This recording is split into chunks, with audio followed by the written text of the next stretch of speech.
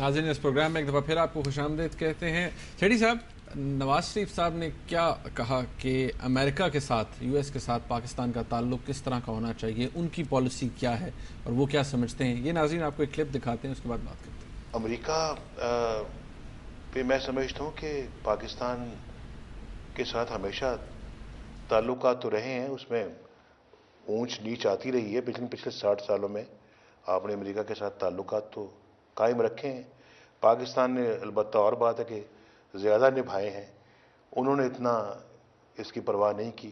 میں سمجھتا ہوں کہ کلنٹن کی پالیسی بڑی پازیٹیو تھی, اوباما کی پالیسی بھی پازیٹیو ہے, لیکن ایسا پیچ آیا کہ بش آئے, ان کا پاکستان کے عوام یا پاکستان کی پولیٹیکل لیڈرشپ کے ساتھ کوئی تعلق ہی نہیں تھا, نہ انہوں نے بنانے کی کوشش کی. ایک ہی بندہ وہ جانتے تھے, ایک ہی بندے کو پاکستان میں, جس کا نام پرویز مشرف تھا. ہاں یہ دیکھو بڑی انٹرسٹنگ بات ہے. انہوں نے پریزیڈنٹ کلنٹن اور پریزیڈنٹ اوباما کی تعریف کی اور پریزیڈنٹ بش کو انہوں نے تنقید کی. ان کی مشرف فوبیا بھی ہے نا. میں سمجھتا ہوں کہ یہ بڑا ان کا ایک پرسنل ویو ہے. اس میں ان کی جو ان کے ساتھ ہوا, that has a lot to do with this. اس کی وجہ یہ ہے کہ کلنٹن انہیں اس لیے پسند تھا کہ کلنٹن نے آ کے مشرف کو جھڑکیں دی تھیں 2000 میں, اور دوسری بات کہ کلنٹن نے سعودیز کے ساتھ مل کے اور مشرف پہ پریشر ڈالا تھا کہ ان کی جان خطرے میں نہیں ہونی چاہیے when he was in prison. تو ان کو کلنٹن صاحب اس لیے پسند تھے. تیسری بات یہ تھی کہ جب 99 میں کارگل ہوا تو جولائی میں پھر یہ گئے تھے امریکہ کلنٹن کو ملنے, اور کلنٹن نے پھر واجپئی کے ساتھ بات کر کے اور کارگل کا مسئلہ جو تھا اس کو ایکسٹریکیٹ کیا تھا پاکستان کو اس میں سے. تو نواز شریف صاحب کی سافٹ کارنر تھا کلنٹن کے لیے. جہاں تک بش صاحب کی بات ہے, بش صاحب تو ظاہر ہے انہوں نے تو مشرف کو سپورٹ کیا, ون ونڈو آپریشن تھا نا, ون ونڈو آپریشن تھا, اور نواز شریف صاحب تو پسند کر ہی نہیں سکتے بش صاحب. اوباما اس لیے کیونکہ پھر اوباما کی وجہ سے یہ راستے پھر سے کھلے, جمہوریت یہاں آئی ہے کیونکہ انہوں نے پریشر ڈالا تھا مشرف کے اوپر کہ اب آپ صحیح الیکشن ہونی چاہیے. آپ کو یاد ہوگا کہ جو بائیڈن وائس پریزیڈنٹ یہاں آئے, اور چودھری پرویز الہی صاحب کا یہ کہنا ہے کہ جو بائیڈن تصویر بھی دکھاتے ہیں, انہوں نے کہا جو بائیڈن نے آگے مشرف کو یہ کہا تھا کہ اگر یہ الیکشن تم جیت گئے اور چودھری جیت گئے تو ہم نہیں مانیں گے, ہم کہیں گے یہ ریگڈ الیکشن.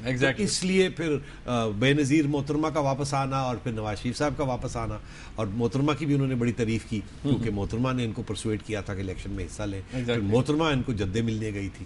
تو یہ جو انہوں نے فارن پالیسی کی جو بات کی ہے, یہ میں سمجھتا ہوں کہ بڑے ایک پرسنل اینگل سے انہوں نے امریکہ اور پاکستان کے جو تعلقات ہیں اس میں تبصرہ کیا ہے. یاد رہے کہ کلنٹن ہی پریزیڈنٹ تھے جبکہ اسامہ بن لادن جو ہیں وہ افغانستان میں پناہ لے بیٹھے تھے, اور امریکہ نے میسائلز بھیجی تھی پاکستان, عریبین سی کے اوپر سے میسائلز گئی تھیں کیمپس کو اٹیک کرنے کے لیے, اور کلنٹن نے پاکستان کی حکومت, نواز شریف صاحب کی حکومت تھی 1998 میں, کوئی اجازت بھی نہیں لی تھی اور نہ ہی پاکستان کی فوج کو بتایا تھا. جب میسائلز فلائی اوور کر رہی تھی پاکستان سے تو اس وقت یہاں جنرل ضنی آئے ہوئے تھے, اور انہوں نے آ کے جنرل جہانگیر کرامت کو بتایا کہ فکر کرنے کی بات نہیں ہے, یہ جو ابھی آپ کو خبر آئے گی کہ کوئی میسائلز جا رہی ہیں, یہ ہماری میسائلز ہیں, یہ انڈیا کی میسائلز نہیں ہیں, تو آپ کو نیوکلیر الرٹ ورٹ مت کیجیے گا. تو یہ صورت حال تھی اس وقت, اور وہی کلنٹن صاحب ہیں جنہوں نے آ کے یہاں لیکچر دیا تھا پاکستان کو کہ آپ یہاں جمہوریت نہیں ہے, یا آپ ٹیررزم ہے, یہ ہے وہ ہے. مگر اس لیے نواز شریف صاحب کو پسند ہے کیونکہ personally speaking Clinton was good to Nawaz Sharif. Personal reasons بھی ہوتے ہیں نا, زیادہ پرسنل ریزن جو ہے پریویل کر جاتے ہیں نیشنل چیزیں پہ. ہاں ظاہر ہے. اور تو ایز آئی سیڈ 99 میں کلنٹن نے ایک بہت مشکل حالات تھے نواز شریف صاحب کے لیے اور پاکستان کی افواج کے لیے, اور ساری انٹرنیشنل کمیونٹی آپ کے خلاف ہو رہی تھی, اور آپ کو کارگل سے کلنٹن نے نکالا. مگر نواز شریف صاحب بھول گئے کہ جب نواز شریف صاحب نے نیوکلیئر ٹیسٹ کیے تھے تو کلنٹن کی حکومت تھی, اور سارے سینکشنز جو تھے کلنٹن نہیں لگائے تھے, اور اس وہ کہتے ہیں 7 فون کالز اٹھائیں اور وہ کلنٹن صاحب نے سینکشنز لگائے تھے. تو میں سمجھتا ہوں اب تو ویسے بڑے کلیمنٹ ہیں اس نیوکلیئر ٹیسٹ کے بھی نا, کسی نے کہا بٹن دباؤ, کسی نے کہا یہ کرو, تو وہ بھی بات ہوتی ہے سوال. مگر بیسکلی جو وہ کہنا چاہ رہے تھے کہ یو ایس پاکستان کے ریلیشنز نیسیسری ہیں, دونوں اپنے مفاد میں کام کرتے ہیں اور کرنا بھی چاہیے, یہ نہیں کہ ہم گالی گلوچ کر کے فارغ ہو جائیں. شیری صاحب سب سے اہم بات civil and military relationships civil military relationship के बारे में नवाज शरीफ साहब ने क्या कहा है, फौज और एक मुंतखब हुकूमत का रिलेशन किस तरह का होना चाहिए? आप चाहते हैं ना, आप भी कह रहे थे कि कंट्रोल होना चाहिए सिविलियन गवर्नमेंट का, नवाज शरीफ साहब क्या कहते हैं?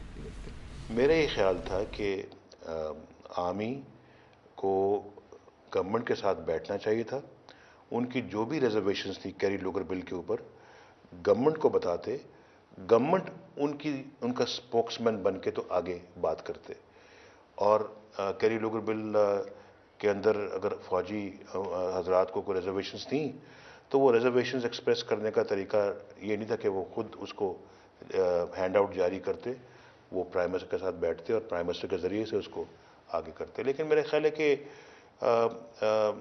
उसके लिए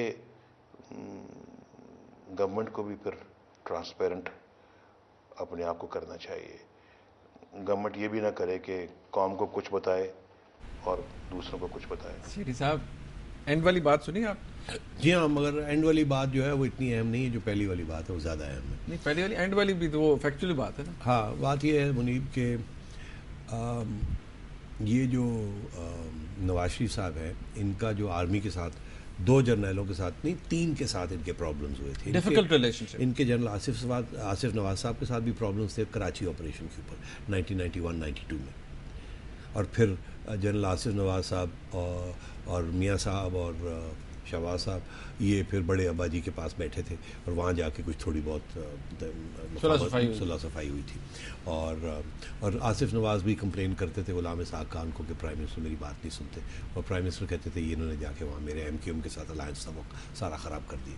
तो इनके प्रॉब्लम्स थे जनरल आसिफ नवाज के साथ। उसके बाद इनके प्रॉब्लम्स जनरल वहीद के साथ हुए। हालांकि इस इंटरव्यू में उन्होंने ये कहा कि मेरे कोई प्रॉब्लम्स नहीं थे, मैं खुद ही चला गया, बट एक्चुअली हुआ ये था कि ये चाहते थे कि गुलाम इसहाक जाए, क्योंकि गुलाम इसहाक खान ने डिसमिस किया था इनको सुप्रीम कोर्ट ने रिस्टोर कर दिया था। इनका था ये, मैं इलेक्टेड प्राइम मिनिस्टर हूँ, मुझे सुप्रीम कोर्ट ने रिस्टोर कर दिया है, गुलाम इसहाक खान को छुट्टी करा दी जाए बिकॉज उसकी गलती थी। मगर गुलाम इसहाक जिद कर गया तो फौज ने फिर दोनों को घर, तो इनको वहाँ भी प्रॉब्लम थी फौज से। और फिर जहांगीर करामत साहब के साथ इनको प्रॉब्लम आई, जबकि जहांगीर करामत साहब ने 3 महीने पहले एक बड़ा इनोसेंट सा बयान कर दिया कि नेशनल सिक्योरिटी काउंसिल होनी चाहिए, और बड़ा इनोसेंट सी बात थी, कोई उसमें नहीं, और इन्होंने एकदम एक्शन लिया और उनसे कहा कि आपको ये कहना नहीं चाहिए था, मुनासिब नहीं था। तो उन्होंने फिर जाहिर है आगे से कहा कि अगर आप चाहते हैं मैं रिजाइन कर देता हूँ, इन्होंने कहा कर दे। तो मतलब है वो पहली दफ़ा ऐसी कोई चीज़ हुई। और फिर मुशर्रफ के साथ इन्होंने सेलेक्ट किया और फिर प्रॉब्लम्स होने शुरू हो गए कारगिल के ऊपर and so on and so fourth. तो इनकी तो बड़ा क्लियर पॉइंट है कि अब सिविलियन कंट्रोल फुल फ्लेज्ड होना चाहिए मिलिट्री के ऊपर। इसी इंटरव्यू में इन्होंने ये जो कैरी लुगर वाली बात की है बिल्कुल सही है, I totally agree with it.